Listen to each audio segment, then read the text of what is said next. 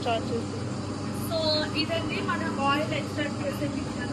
So మీకు ఇది చూపించే ముందు నేను ఒకసారి మిషన్ అయితే చూపించాలనుకుంటున్నాను. ఇది కంప్లీట్లీ వుడ్తో అయితే ఉంటుందండి. సో దాన్ని చూపించమ్మా. సో ఈ వుడ్ వల్ల మనకి ఉపయోగం ఏంటంటే సీడ్స్ అనేది ఓవర్ హీట్ అవ్వకుండా మనకు ఆయిల్ అయితే ఎక్స్ట్రాక్ట్ అవుతుంది.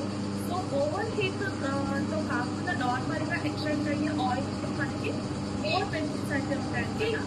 సో ఇది మీకు ప్యూర్గా ఎలా వస్తుంది అనేది కూడా క్లియర్గా చూపిస్తాను. ఇది మన అండ్ బెల్లం ఇంకో బెల్లం కూడా యాడ్ చేయాలి. సో నేను మీకు ఇది